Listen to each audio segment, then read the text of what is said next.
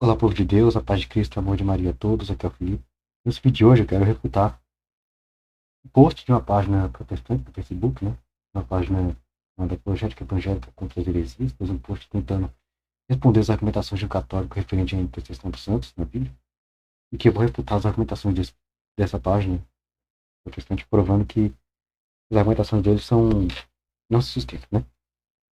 Eu vou fazer em duas partes, porque o post é um pouco grande, então se fazer uma parte só vai ficar um vídeo muito comprido. Eu vou tentar fazer em duas partes, né? Para não ficar muito longo. Então, em primeiro lugar, quero deixar claro que eu não sei a identidade do autor desse post, quem foi que escreveu. Sei que é dessa página, que tem mais de uma pessoa que publica nessa página, né? Esse perfil, né? Enfim. E não é minha intenção atacar a pessoa que escreveu o texto, mas apenas contestar as argumentações dessa pessoa, refutar os argumentos. Então vamos mudar aqui. Vou começar aqui, né? Tá aqui. Deixa aqui da Bíblia, né? Aqui, Apologética Evangélica contra as heresias. Começa assim. Graça e paz a todos. Que Jesus abençoe grandemente. Uma das coisas que me entristece é saber que um irmão que esteve entre nós, hoje defende doutrinas claramente antibíblicas e pior, consegue chegar na própria Bíblia. Então, para ele é motivo de tristeza que uma pessoa abandonou o protestantismo, protestante, né, abandonou o protestantismo e se converteu ao catolicismo. Né? Para nós é motivo de alegria, porque é mais um que saiu da mentira e abraçou a verdade. Né? É mais um que encontrou a única igreja de Cristo, né? Que mais um que voltou para a casa do Pai. Hoje defende doutrinas claramente antibíblicas e pior, consegue chegar na Bíblia. Olha, eu acho que se fosse claramente antibíblica, fosse doutrinas claramente antibíblicas, ele não conseguia chegar na Bíblia. Se ele consegue chegar na Bíblia, é porque não é claramente antibíblica. É porque nem mesmo é antibíblica, né? Enfim, então lembre do que o apóstolo Paulo escreveu através do Espírito Santo ensinou. Mas o Espírito Santo expressamente diz que nos últimos dias alguns abandonarão a fé, dando atenção a espíritos de engano e espíritos demoníacos. 1 Timóteo 4:1. Porquanto chegará o tempo em que não suportarão o santo ensino, ao contrário. Sentindo conselho nos ouvidos, reuniram mestres para si mesmos de acordo com suas próprias vontades. 2 Timóteo 4:3. Não sei de onde tirou que isso tem a ver com o catolicismo. E, né, se essa fé que alguns abandonarão, o santo ensino que alguns não suportarão, se é a fé do protestantismo, né, eu fico pergunta, qual dos milhares de protestantismo? Porque cada denominação prega uma coisa diferente, né? Dito isso, vamos ao print abaixo. Né? Depois, lá abaixo, no fim da postagem, colocou um print, né? Tem um print de um católico que fez um texto sobre intercessão de santos, desafiando os protestantes a refutar. E ele fez esse texto achando que refutou o cara, né? Mas não refutou. Então, o católico alega que a sua defesa para a crença na intercessão dos santos, que estão do céu, é bíblica. Iremos observar os argumentos e responder cada um. Começamos. Ele começa nos acusando de negarmos a doutrina católica da intercessão dos santos, pelo fato de a maioria dos protestantes serem anticatólicos, muitos são anticatólicos, ou de não conhecer a doutrina católica. Muitos não conhecem a doutrina católica. Sendo que a maioria dos protestantes são católicos por não existir tal doutrina na Bíblia, e por não existir tal doutrina na Bíblia deixar de ser católico. Não. Um católico que abandona a igreja porque não achou uma doutrina católica na Bíblia, esse aí é um católico de IBGE. E um protestante rústico. Por quê? O católico de IBGE é porque é aquele que é católico só para efeito de estatística, sabe? É aquele que só é católico da boca para fora. Fala que é católico, mas não tem uma vivência de fé católica. Não vai à missa, não se confessa, não busca conhecer mais sobre a fé católica, conhecer mais a doutrina católica, enfim. E é um protestante rustido por quê? Querer achar tudo na Bíblia é coisa de protestante, não de católico. Né? Nós católicos cremos nos três pilares da fé: Bíblia, tradição e magistério. A gente não crê na escritura. Então, para nós católicos, não precisa que uma doutrina esteja na Bíblia para a gente acreditar nela. Então, para um católico de verdade, o fato de uma doutrina não estar expressa na Bíblia não é motivo para o católico rejeitar essa doutrina. A gente não precisa provar tudo na Bíblia. A gente não tem que estar tudo na Bíblia. Então, por isso que eu falei, se a pessoa deixou a igreja católica, né, e foi protestantismo porque não achou uma doutrina católica na Bíblia, e já era um protestante enrustido. Já era protestante antes mesmo de ir para o protestantismo. Ele diz, a igreja é o corpo místico de Cristo. Ele é o católico, né? Todos os membros deste corpo têm o dever de orar uns pelos outros, sabendo que esse versículo é uma orientação de Paulo para orarmos uns pelos outros estando em vida. A defesa deste católico é que essa intercessão continua após a morte, pois segundo ele, em nenhum lugar a Bíblia diz que a morte cessa com essa intercessão, ou quem morreu já não pode interceder pelos vivos. Ele coloca, mas diz, como diz? Não, não diz. Eu vou provar que não diz. Diz claramente, não. Nem claramente, nem de modo algum. Olha, para aquele que está entre os vivos, a esperança, porque melhor é o cão vivo do que o leão morto. Porque os vivos sabem que hão de morrer, mas os mortos não sabem coisa nenhuma. Então poucos terão eles recompensa, mas a sua memória fica entregue ao esquecimento. Também seu amor, o seu ódio e sua inveja já pereceram. E já não tem parte alguma, para sempre coisa alguma do que se faz debaixo do sol. Eclesiastes 9, 4 a 6. Para ele, alguém que morreu pode interceder pelos vivos muito mais do que enquanto esteve aqui na Terra. Já pela Bíblia, ou melhor, pela Bíblia não, pela interpretação que ele faz da Bíblia, tá? Que eu vou provar que está errado. A pessoa que morreu tanto não pode fazer coisa nenhuma pelos vivos, que é a menção de que vale menos do que um cão vivo. É nos dito que os mortos não sabem de coisa nenhuma. Então, como saberiam das necessidades de cada um, de cada devoto espalhado nos 4 cantos da terra? Vamos ao texto de Eclesiastes. Esse aqui que ele citou, né? É Eclesiastes 9, 4 a 6. Que ele tirou do contexto do livro. Eu vou provar que esse texto não fala do estado da alma após a morte. Ele está falando do estado do corpo. Você não nega a intercessão do santo. Em primeiro lugar, é bom lembrar que Eclesiastes é um livro do Antigo Testamento. No Antigo Testamento, a revelação divina não estava completa. Né? Ou seja, Deus não tinha revelado tudo. Então, a verdade de Deus não estava toda revelada. Não estava inteiramente revelada. Então, era natural que alguém do Antigo Testamento não tivesse pleno conhecimento, pleno entendimento acerca das realidades espirituais sobrenaturais. Era muito natural que uma pessoa do Antigo Testamento, como é o autor de Eclesiastes, não soubesse o que acontece com a alma após a morte. Né? Como de fato ele não sabia. Veja que é Eclesiastes. Então, assim, usar um texto do Antigo Testamento para defender uma doutrina sobre o que acontece com a alma após a morte é, no mínimo, uma imprudência. Né? Veja, Eclesiastes 8, versículo 9. Tudo isso vi quando apliquei meu coração a toda obra que se faz debaixo do sol, quando há tempo há em que um homem tem domínio sobre o outro para desgraça sua. Toda obra que é debaixo do sol. Aqui, ó. Lembra que aqui Eclesiastes 9,6, que o cara citou, né? Diz que os mortos já não tem parte alguma em coisa alguma que se faz debaixo do sol. Então, debaixo do sol é neste mundo, né? Nessa vida terrena.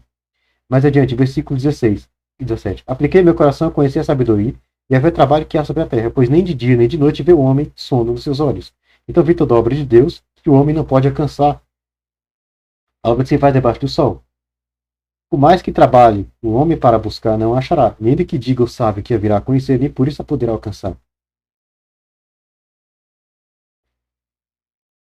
Então, novamente ele fala que ele aplicou o coração a conhecer, né? Aqui, ó.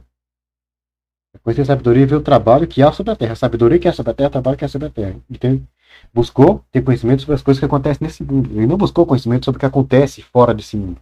Então, ele não buscou conhecimento sobre o que acontece com a alma após a morte. Tanto que ele não sabia o que acontece com a alma após a morte. Tanto que para o autor de Eclesiastes, o que acontece com o homem após a morte é o mesmo que acontece com o animal. Veja, Eclesiastes 3, versículo 19. Porque o que sucede aos filhos dos homens, isso mesmo também sucede aos animais. A mesma coisa lhes sucede. Como morre um, assim morre o outro. Todos têm o mesmo fôlego. A vantagem dos homens sobre os animais não é nenhuma, porque todos são vaidade. Versículo até 21. Todos vão para um lugar.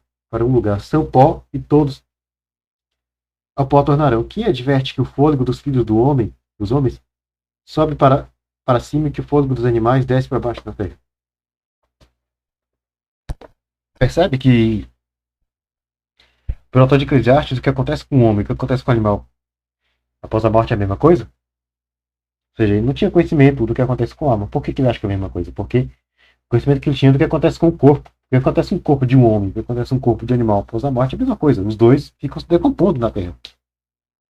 Ele fala, todos vão para um lugar, ou seja, para a sepultura, vão para a terra. Não pode e voltam ao pó. Né? No máximo, o autor de Eclesiastes sabia que existe a separação entre corpo e alma. Né? Como ele menciona em Eclesiastes 12:7 aqui. Ó. E o pó volte à terra como era, o espírito volte a Deus que o deu. Mas o que acontece com a alma depois da morte, ele não sabe se a alma fica consciente ou não, se fica dormindo ou não, ele não sabe. Então, Eclesiastes, de modo algum, prova que existe, que os mortos ficam inconscientes, que as almas ficam inconscientes após a morte. Eclesiastes, de modo algum, corrobora com o que o cidadão quis colocar. Então, retirado do contexto, não prova o que o cara quer argumentar. Além disso, o próprio Antigo Testamento tem textos que mostram a consciência da alma após a morte. Não só a consciência, mas intercessão, clamor após a morte. Gênesis 4:10 aqui, ó. 4, 9 e 10.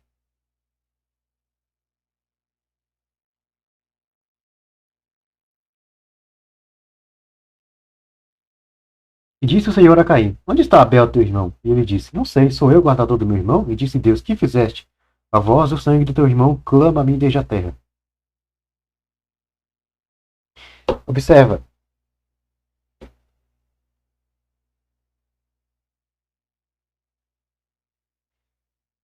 A voz do sangue do teu irmão clama a mim desde a terra. Deus diz a Caim que Abel clamava. A voz do sangue de Abel clamava. Eu ia dizer que Abel estava clamando desde morto. Acho que o sangue em si é uma coisa material. O sangue em si não clama. O que clamava é o próprio Abel. É uma forma de dizer que Abel, após a morte, pediu por justiça. No caso, seria a alma de Abel que estava clamando. Então ele mostra que a alma de Abel estava consciente e clamava após a morte. Além disso, tem outro texto, né?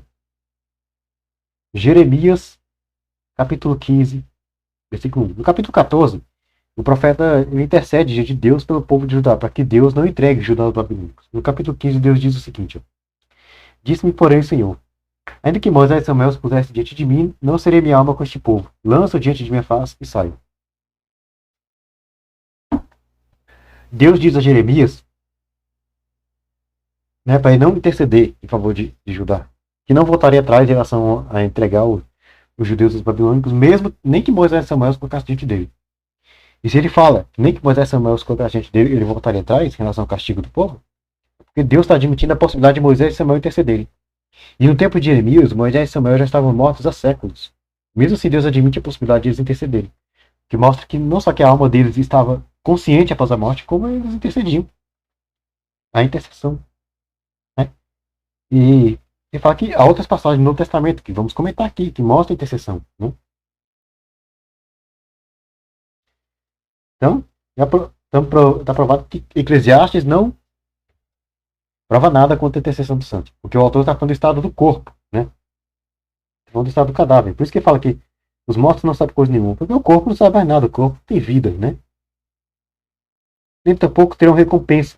O corpo vai ficar debaixo da terra, decompondo. Então, aquele corpo não vai ter recompensa nenhuma. Né? E esse autor ainda não tinha noção do que seria a ressurreição gloriosa no fim dos tempos. Enfim. Mas a sua memória fica entregue ao esquecimento. Ninguém vai lembrar daquele corpo. Enfim. Continuando.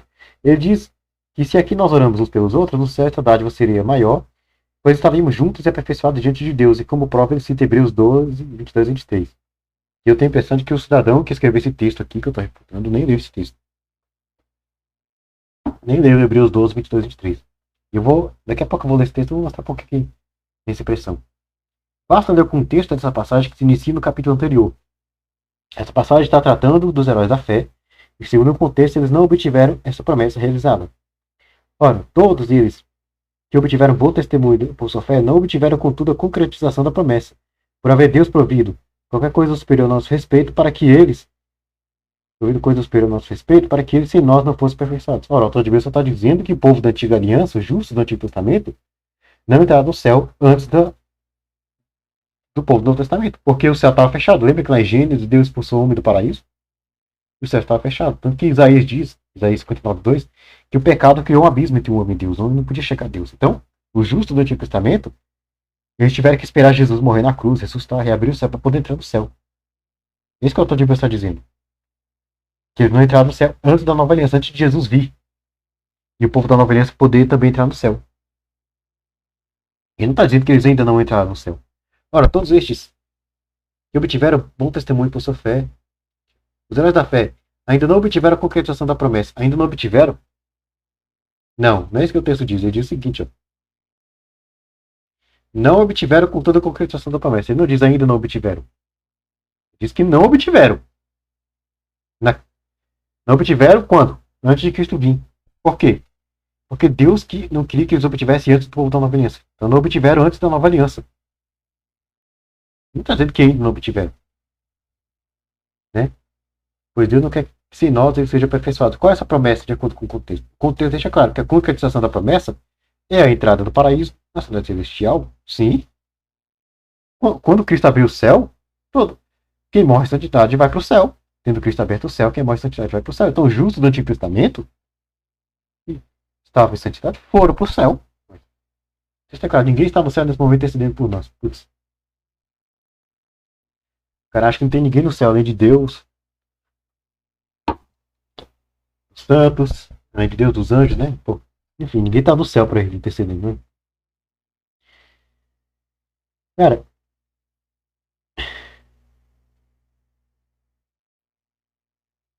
vamos ler o. Vamos continuar aqui, né? Vamos terminar essa parte de Hebreus e depois a gente vai para a Bíblia. O texto é claro, ninguém está no céu nesse momento intercedendo por nós. Vejamos mais. Mulheres receberam pela ressurreição dos seus mortos. Alguns foram torturados não aceitando seu resgate para obter superior ressurreição. O versículo 39 deixa claro que eles não obtiveram a concretização da promessa de entrar no paraíso. Não obtiveram antes da nova aliança. E o verso seguinte explica por que eles não teriam ainda entrado no paraíso. Porque estão aguardando a ressurreição dos mortos, estão aguardando a superior ressurreição. Não. O autor de Hebreus não diz que eles não entraram porque estavam aguardando a ressurreição. Não entraram porque estavam aguardando a nova aliança. O da nova aliança. Só que já refutaríamos toda essa pretensão católica de que existem santos no céu intercedendo por nós. Gente. Então vamos ao texto bíblico. Vamos começar com esse aqui, ó. Não sei se o cara. Não sei se deu pra perceber, mas esse aqui tá citando Hebreus 11:35. Acho que ele esqueceu de pôr referência. E aqui, ao citar isso aqui, ele deu um tiro no pé. Por quê? Porque esse texto,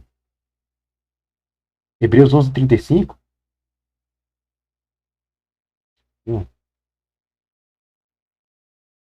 autor de Hebreus, ele cita o segundo livro de Macabeus, que é um livro que fundamenta a intercessão do santo. Hebreus 11:35 aqui, ó. As mulheres receberam pela ressurreição seus mortos, uns foram torturados, não aceitando seu livramento, para alcançarem uma melhor ressurreição. E outros experimentaram os carnes de açoites até cadeias e prisões. Vamos lá. Segundo livro de Macabeus. Capítulo 7. Segundo Macabeus 7. Eu não vou ler o capítulo inteiro, mas alguns textos depois. Eu recomendo que leia o capítulo inteiro para entender a história.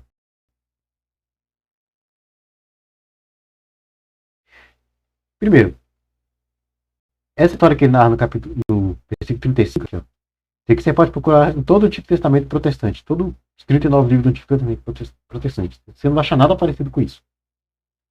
Você só vai achar isso aqui em 2 Macabeus, capítulo 7.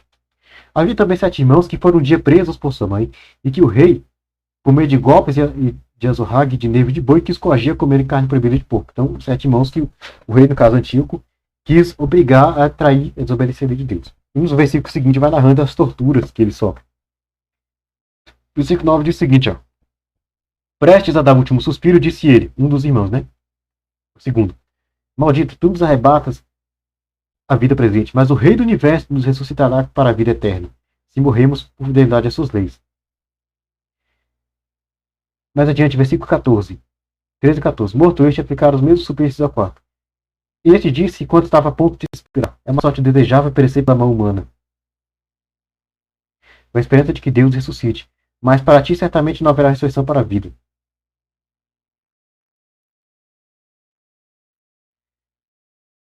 Então, novamente, falando em ressurreição. Mais adiante. Versículo 21. Versículo 20. Particularmente admirável e digna de elogios foi a mãe que viu perecer seus 7 filhos, no espaço de um só dia, e o suportou com heroísmo, porque sua esperança repousava no Senhor. Ela exortava cada um no seu idioma materno, e cheia de nobres sentimentos, com uma coragem varonil, que ela realçava seu temperamento de mulher. Ignoro, dizia-lhes ela, como crescentes em seu seio, porque não fui eu quem vos deu nem a alma, nem a vida, nem fui eu mesmo quem ajuntou vossos membros. Mas o Criador do mundo, que formou o homem na sua origem, e deu existência a todas as coisas, vos restituirá em sua misericórdia, tanto o espírito como a vida, se agora fizerdes pouco caso de vós mesmos por amor às suas leis. Então, claramente a gente vê que isso aqui que o cara cita se refere, ele está fazendo referência a Hebreu, a 2 Macabeus. É um livro que fala da intercessão dos santos. Vamos para 2 Macabeus, capítulo 15. E a gente vai ver que essa menção à ressurreição aqui, né, o segundo livro de Macabeus, de maneira alguma nega a glorificação das almas dos santos no céu. De maneira alguma nega que os santos estão lá no céu, em alma, intercedendo.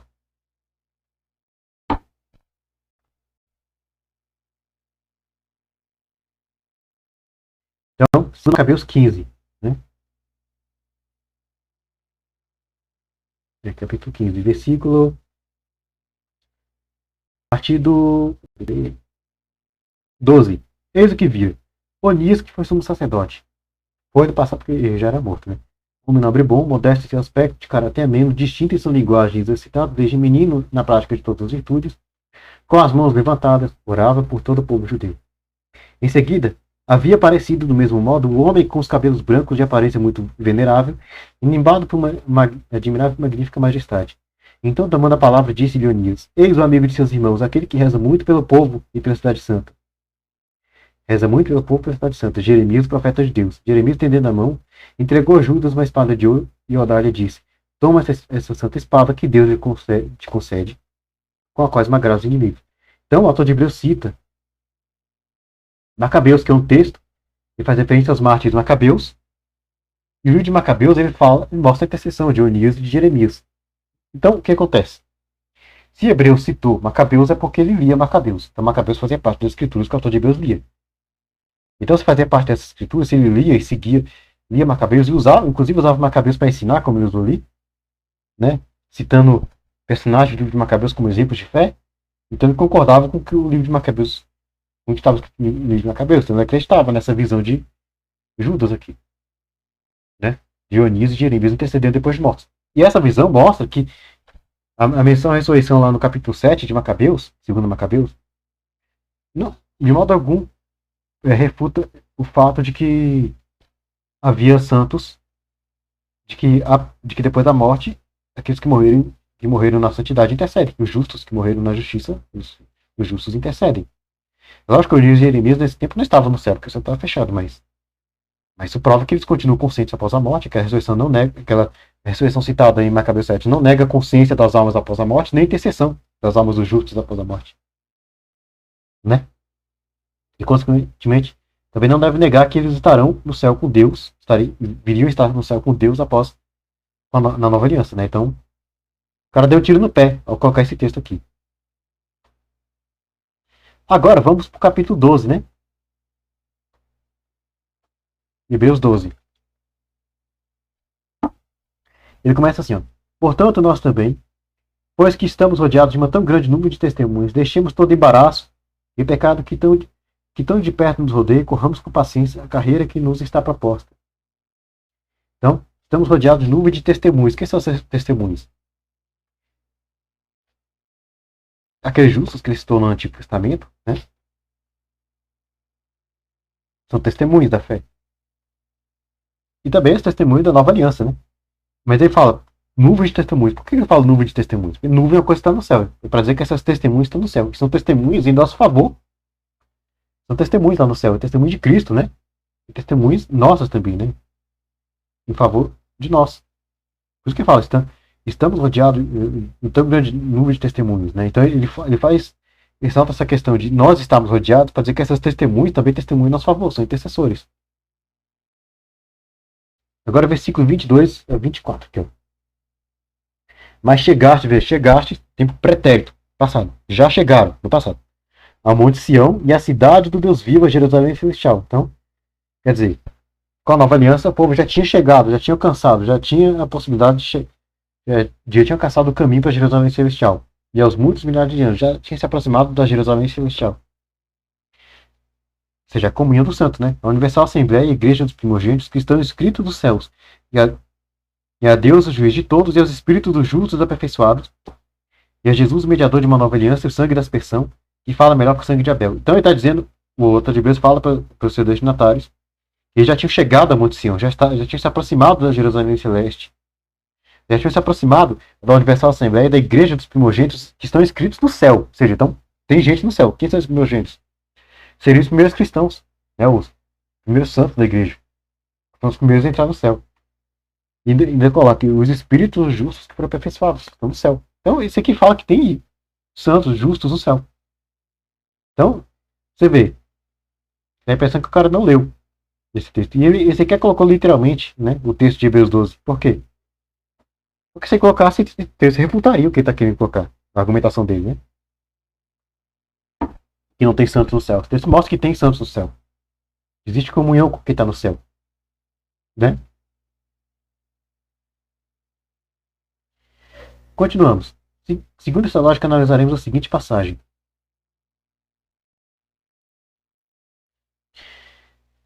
Lucas 16, 27. Essa passagem trata-se da parábola do rico e mendigo Lázaro. O problema dessa parábola é citá-la em separado das demais. Essa parábola quer transmitir o mesmo ensino moral da parábola dos lavadores maus. Vejamos, aqui vai fazer um paralelo, né? É o seguinte, eu não vou ler esse paralelo, eu vou pular porque a interpretação dele aqui, ó. Como podemos observar na explicação dessas parábolas, elas não tratam de um suposto estado intermediário. Os judeus tinham de tudo, desfrutavam da vinda de Deus, eram os ricos espirituais, né? Eram os detentores da lei, da palavra de Deus, das promessas de Deus. Os gentios, até então, estão à margem desse plano, comendo as migalhas. Mas os judeus rejeitam os profetas e o próprio Cristo, e o reino é tirado deles da igreja, que abrange todos os gentios, convertidos que passam a desfrutar de um novo pacto com Deus ainda superior à antiga aliança, invertendo os papéis. Por isso, os lavradores são mortos na parábola de Lucas 20, e o rico está no inferno, na parábola de Lucas 16. Os gentios, conversos representados em Lázaro, passam a desfrutar de todos os privilégios antes concedidos ao rico, e muito mais. Nada tem a ver com uma vinha literal, com o inferno literal, ou com uma história literal, mas sim com duas alianças de Deus retratadas mediante alegorias.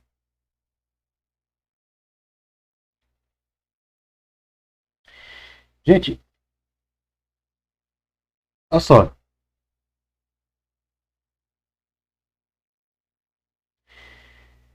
Aqui ele faz esse paralelo, não vou ler, quem quiser depois pode pausar o vídeo e ler, né? Aqui, ó, aqui. Só que ele tenta provar que existe um paralelo entre essa história do rico Lázaro e a parábola dos vinhateiros assassinos. Só que não é isso, vamos para Lucas, eu vou mostrar que não foi esse o objetivo de Jesus quando ele contou essa história. Ele tinha um outro objetivo em mente. Lucas 16. Observa que no versículo 19, ele começa a contar a história do rico e do Lázaro. Mas vamos ler a partir do versículo 14 aqui, ó. E os fariseus que eram avarentos, veja, Lucas faz questão de dizer que os fariseus eram avarentos, ouviam todas essas coisas e zombavam dele. E disse-lhes: Vós sois os que vos justificais a vós mesmos diante dos homens, mas Deus conhece o vosso coração. Porque o que entre os homens é levado perante Deus é abominação. A lei dos profetas duraram até João. Desde então é anunciado o reino de Deus, e todo homem que emprega força para entrar nele, todo homem emprega força para entrar nele. E é mais fácil passar o céu e a terra do que cair um tio da lei. Qualquer que deixe sua mulher casa com outra adultera. E aquele que casa com a repudiada pelo marido adultera também. Ora, aí que começa a história do rico e do lado. Havia um homem rico, vestido de púrpura, de linho finíssimo. Vivia todos os dias regalado esplendidamente. Havia também um certo mendigo chamado Lázaro, e jazia, cheio de chagas à porta daquele, e desejava alimentar com as migalhas que caíam da mesa do rico. E os próprios cães vinham lamber-lhe as chagas. Então, na história ele fala de um rico avarento, né? Lázaro queria comer as migalhas da mesa do rico, mas nem isso o rico deu. Observa. E Lucas, ele diz que, conforme Lucas narra aqui no versículo 14, Jesus estava contando isso para os fariseus. E Lucas faz questão de dizer que os fariseus eram avarentos. Por quê? Foi à toa que ele escreveu isso aqui? Não. Lucas diz que Jesus estava falando para fariseus avarentos, e dentre as coisas que Jesus falou, Lucas coloca o quê? A história do rico e do Lázaro. Então o que Lucas quer mostrar com isso? Jesus contou essa história para quê?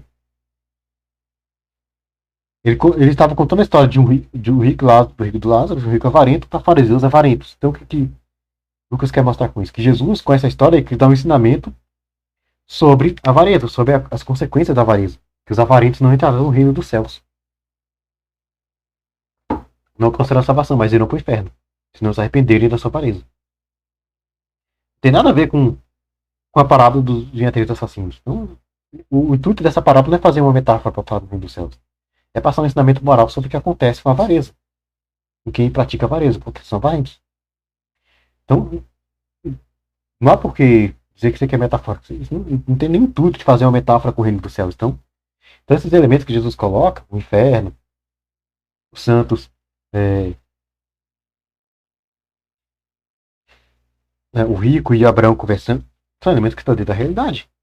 E mesmo que se fosse metafórico, uma metáfora não implica que os elementos que Jesus usou estariam fora da realidade. Porque se você for ver todas as vezes que Jesus faz uma metáfora, ele sempre vai usar elementos que fazem parte da realidade para fazer uma metáfora para do reino dos céus. Todas as vezes ele usa elementos que fazem parte da realidade, por que a história do rico e do Lázaro deveria ser diferente? Se essa história é metafórica, por que deveria ser diferente? Por que somente aqui deveria usar elementos que não fazem parte da realidade? Né? E outra, Jesus nunca negou a consciência da alma após a morte. Ele nunca disse que essa história é metafórica. Não há qualquer indício no texto bíblico que seja metafórica. E a história mostra a consciência da alma após a morte. Como é que a pessoa, lendo essa história, ouvindo Jesus contar essa história, não ia entender que é a consciência da alma após a morte? Entendeu?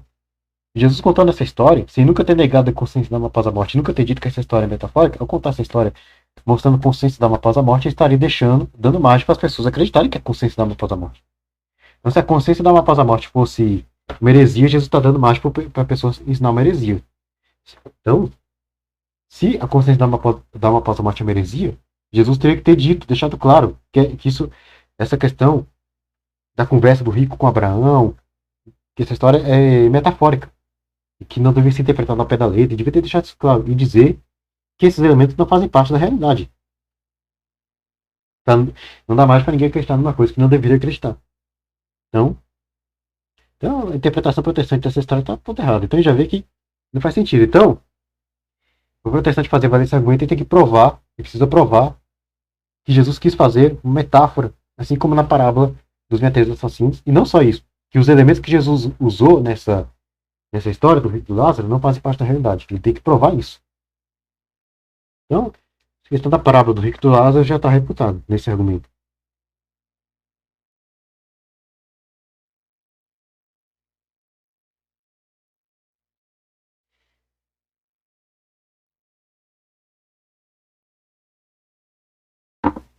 A questão nada tem a ver com o inferno literal. Será que o cara não acredita no inferno? Para ele o inferno não é uma coisa literal? O inferno não existe? Não sei. Vejamos mais a defesa católica. Os santos e anjos estão conscientes do que se passa na Terra, Apocalipse 6. Aí vai tentar dizer que a Apocalipse seja simbólica, que ele vai. Simbólico, enfim, que não. Vai tentar mostrar, provar, entre aspas, que Apocalipse 6 não prova a intercessão dos santos e vai soltar uma pérola. Presta atenção. Como podemos observar, a crença católica na intercessão dos santos até aqui é baseada em passagens que tratam de simbolismo e alegoria. Assim como a parábola do rico e do mendigo Lázaro, a passagem do Apocalipse 6 é simbólica. A começar que os santos não estão intercedendo e se clamando por vingança, e não sou quem diga, São Vitorino, que segundo vocês eram católicos. Cara, se eles estão clamando, eles estão intercedendo. Eles estão orando. Mesmo que isso não fosse intercessão, o fato de eles estarem clamando já mostra que eles estão conscientes, lá no céu, que podem clamar. Se eles podem clamar, mesmo que fosse. Se estão clamando, vamos supor que seja clamando em favor próprio. Se podem clamar em favor próprio, por que não podem clamar em favor de quem está na terra? E se estão clamando por vingança, para que Deus faça vingança, faça justiça contra a Babilônia que perseguiu os cristãos, é porque essa justiça não tinha sido feita. E se essa justiça não tinha sido feita, é porque ainda tinha cristãos sendo perseguidos pela Babilônia. Então, quando eles pedem que Deus vingue o sangue deles, Deus faça justiça contra a Babilônia, ao mesmo tempo, eles estão pedindo também para Deus fazer justiça, para Deus livrar os cristãos que estavam na terra sendo perseguidos, livrar eles da perseguição. Ele vai estar Vitorino de Petal. Sim, ele era católico, porque tanto que ele é canonizado. A igreja não canoniza quem não era católico. E aqui ele dá um tiro no pé ao colocar essa estação de São Vitorino, porque só corrobora com o que a gente pega, né? Aquele que vê todas as coisas, quer que saibamos que esses santos, portanto, isto é, as almas dos mortos, por quê? Porque segundo o cidadão, ele vai tentar dizer mais na frente que os mártires lá de Apocalipse 6 que estavam clamando estavam vivos, né? Um absurdo. E ele continua. Estão pedindo vingança por seu sangue, isto é, por seu corpo daqueles que habitam na terra. Estão pedindo vingança para Deus fazer justiça contra a Babilônia. Se ao mesmo tempo pedir que Deus livre os que ainda estavam na terra sendo perseguidos dessa perseguição. Porque se a justiça não tinha sido feita, a perseguição não tinha acabado. Né? Isto é, por seu corpo daqueles que habitam na terra. Mas como na última vez, além disso, a recompensa dos santos será perpétua. Santos que são almas falecidas, né? Porque mais adiante, ele vai tentar defender que santos, na Bíblia, só se refere a santos só pode ser pessoa viva. Mas eu acho que provavelmente eu só vou refutar essa questão no próximo vídeo, né? E para um consolo no corpo deles, foram dar a cada um deles vestes brancas. Consolo ao corpo deles. Eles receberam aí vestes brancas, é o dom do Espírito. Como assim o consolo ao corpo deles? Né? É um consolo, ou seja, para a justiça, pelo corpo que foi morto, né? Mas o próprio São Vitorino fala que são almas dos mortos. Tem que estar no comentário sobre o Apocalipse capítulo 6. Acreditar que existe literalmente almas no céu agonizando, gritando em alta voz, em seus clamores por vingança contra seus inimigos, é ferir a todos quanto pensam racionalmente, entendem a linguagem simbólica do Apocalipse. Então você vai ter que dizer que São Vitorino, no próprio texto que você colocou aqui, São Vitorino feria todos que pensam racionalmente e entendem a linguagem simbólica do Apocalipse. Porque São João fala, São Vitorino diz que eram almas dos mortos. Né? Não só São Vitorino, vou mostrar que o próprio São João fala isso. Eram almas dos mortos. E chamar a passagem Apocalipse 21:4 de contraditória. Ele lhes enxugará, né, dos olhos toda lágrima, e a morte já não existirá, já não haverá luto, nem pranto, nem dor, porque as primeiras coisas passaram. Se não há mais dor, nem luto, nem lágrima na presença de Deus, então é totalmente inconcebível que haja literalmente almas clamando por vingança contra seus inimigos. Agora vem a pérola aqui, ó.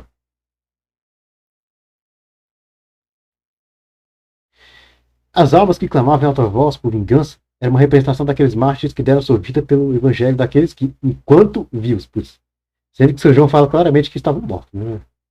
Clamavam em alta voz contra os terrores daqueles que pronunciavam morte e perseguição a eles. O que é ensinado simbolicamente em Apocalipse é que essas almas que clamavam em alta voz enquanto eram martirizadas pelo Império Romano, pelo Babilônia espiritual, para ele o Império Romano. Eu não vou entrar aqui na questão de que é a Babilônia, pela minha Jerusalém. Né? O próprio São João, ele diz que é a cidade que crucificou o próprio Senhor, não pode ser Roma, né? E não poderia ser Roma, porque Roma não poderia ser prostituta, porque prostituta dentro da Bíblia, prostituição religiosa está ligada a adultério.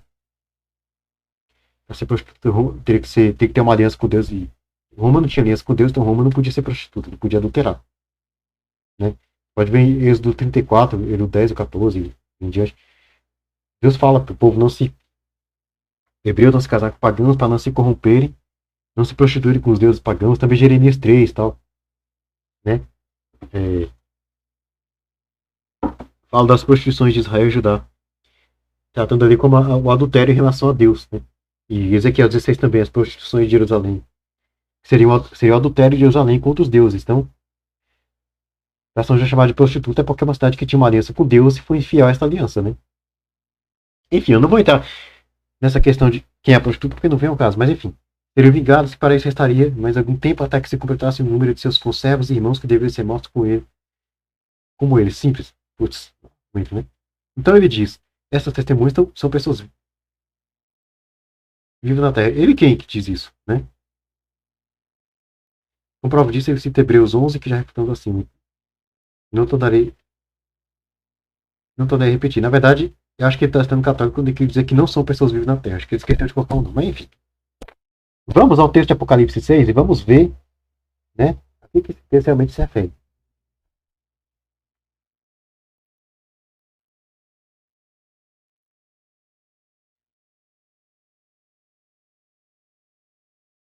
Apocalipse capítulo 6.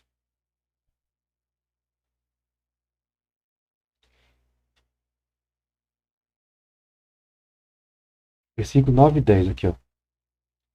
9 até, vou ler do 9 ao 11, ó. E havendo aberto o quinto selo, vi debaixo do altar, veja, leia, as almas dos que foram mortos, almas de pessoas que foram mortas. São João, ou seja, São João não está falando de pessoas vivas. Ele está falando aqui de pessoas que já tinham sido mortas no passado, pessoas que estão naquele momento da visão que eles estavam clamando e estavam mortos. Por amor da palavra de Deus, testemunho de que deram, ou seja, de mártires, clamavam com grande voz, dizendo: até quando, ó verdadeiro e santo dominador, não julgas e vingas nosso sangue dos que habitam sobre a terra? A cada um foi dada uma comprida veste branca, e foi-lhes dito que repousasse ainda um pouco de tempo, até que também se completasse o número de seus conservos e seus anciãos que haviam de ser mortos como eles foram. Aqui, ó. Depois que eles clamaram, foi dito a eles para eles aguardarem, até se completarem o número dos que haviam de ser mortos como eles tinham sido mortos. Novamente confirmando, eram mortos. Contra Apocalipse 21 que citou, 21:4, isso aqui está no contexto da visão do novo céu e da nova terra. Isso aqui acontece depois do milênio, que é mencionado em Apocalipse 20:4-6, né? Do reino milenar. Então isso aqui com certeza é já no fim dos tempos. Isso aqui já é depois da ressurreição gloriosa, Apocalipse, a ressurreição dos mortos. Apocalipse 20 fala da ressurreição dos mortos também. No finalzinho do capítulo, né? Porque eu vou mostrar aqui, ó. E vi um novo céu e uma nova terra. Porque já o primeiro céu e a primeira terra passaram, e o mar já não existe. E eu, João, vi a santa cidade, a nova Jerusalém, que de Deus descia do céu, adereçada como uma esposa ataviada para seu marido. Eu vi uma grande voz que dizia: Eis aqui da tabernáculo de Deus com os homens, pois com eles habitará, e eles serão seu povo.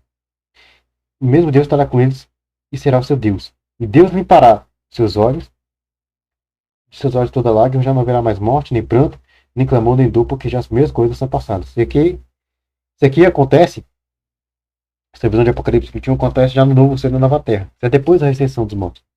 Veja aqui, Apocalipse 20 aqui, ó. E vi os mortos, grandes e pequenos, que estavam diante do trono, e abriu-se livros, e abriu-se o livro da vida, e abriu-se outro livro, que é o livro da vida. E os mortos foram julgados pelas coisas que estavam escritas nesse livro, segundo as suas obras. E deu mal aos mortos que nele havia, e a morte e o inferno deram os mortos que neles havia, foram julgados cada um segundo as suas obras, e a morte e o inferno foram lançados no lago de fogo. Esta é a segunda morte. E aquele que não foi achado escrito no livro da vida foi lançado no lago de fogo. Então isso aqui, aquela visão de Apocalipse 21, ela acontece depois, refere a algo que vai acontecer depois do juízo final e da ressurreição dos mortos. Não durante Apocalipse 6. Apocalipse 6, São João viu almas de mortos. Ele estava clamando por justiça contra a perseguição. E justiça que ainda não havia sido feita. Cristãos ainda estavam sendo perseguidos. Então, não tinha chegado o fim do mundo naquele momento, evidentemente. Né? Para ficar mais claro, né, vou voltar na Apocalipse 6 para ficar mais claro que se trata de pessoas que estão no céu, diante do trono de Deus do céu. Veja, Apocalipse 6:11, guarde essa informação. A cada um deles foi dada uma comprida veste branca, receberam vestes brancas. Esses que estavam clamando receberam vestes brancas. Então vamos para o capítulo 7.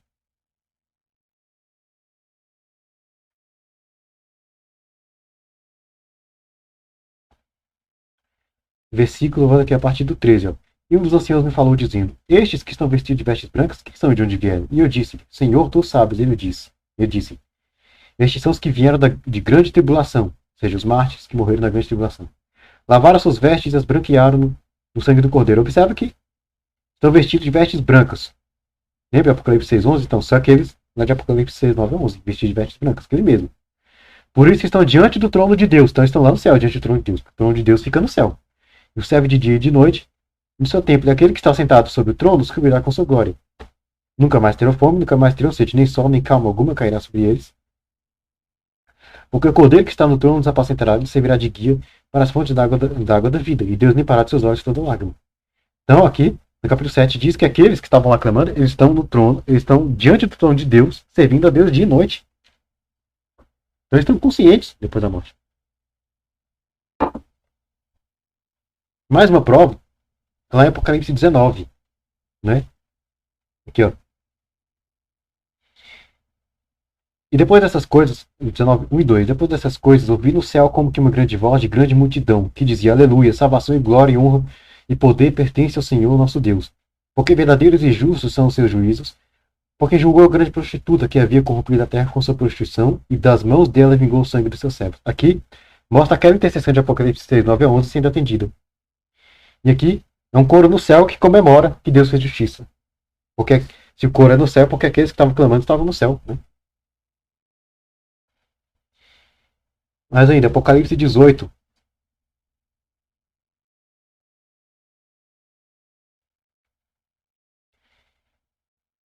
(17-20). Ó. E todo piloto, todo que navega em naus, todo marinheiro, todos que negociam no mar se puseram de longe. São pessoas aqui na terra. Vendo a fumaça do seu incêndio, clamaram, dizendo: Que cidade é semelhante a esta grande cidade?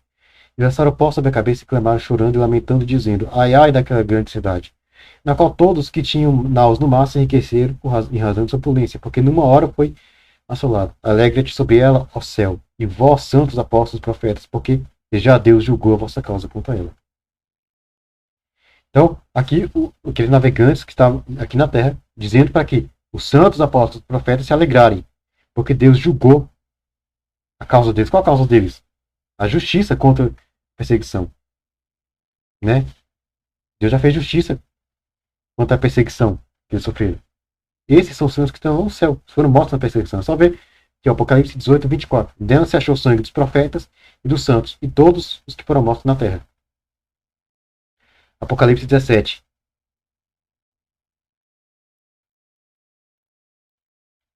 Versículo 6. E vi que a mulher estava embriagada do sangue dos santos e do sangue das testemunhas de Jesus.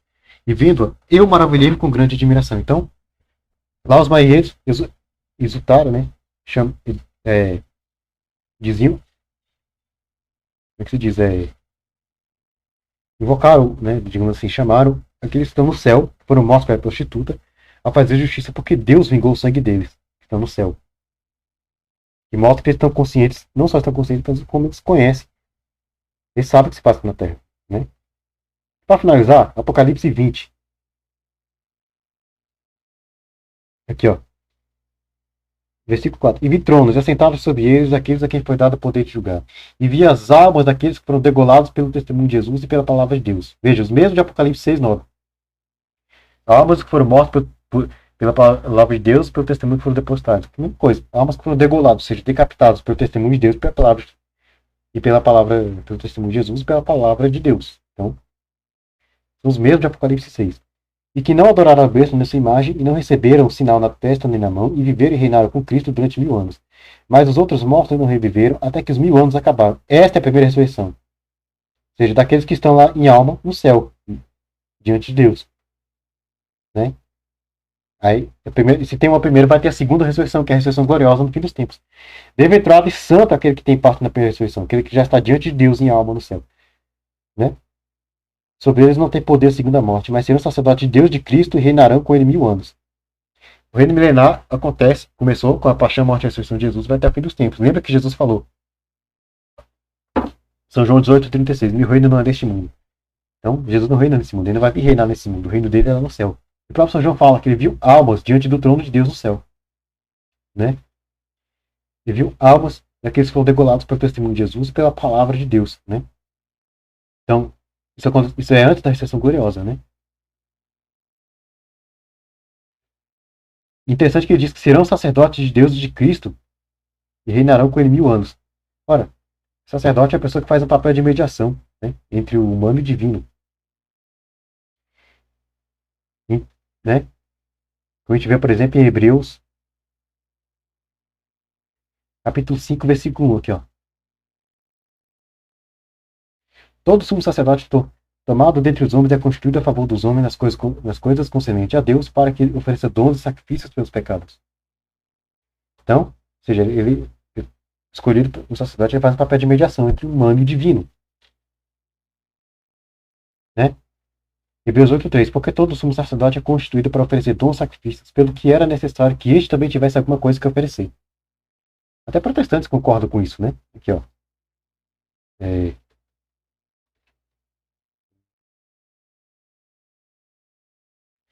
Aqui, ó. Esse aqui é um artigo de um site protestante sobre o significado do termo sacerdote. O sacerdote é basicamente o ministro que age como mediador entre o homem e Deus. Na Bíblia existem inúmeras referências a sacerdotes, tanto no Antigo quanto no Novo Testamento. O que acaba fazendo com que muita gente fique em dúvida sobre o que é um sacerdote com seu significado. Né? Então, aqui, ó, nos textos bíblicos, a grande ênfase é dada ao serviço sacerdotal hebreu, isto é, o sacerdote do povo de Israel.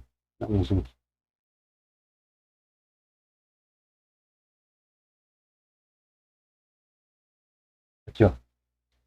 Dentro da religião judaica. No entanto, o conceito de sacerdote ou algo similar existe em praticamente todas as religiões com o objetivo do relacionamento entre o homem e alguma divindade. Então, esse aqui é um site protestante, até protestantes concordam. O sacerdote é aquele que faz o papel de mediação entre o humano e o divino.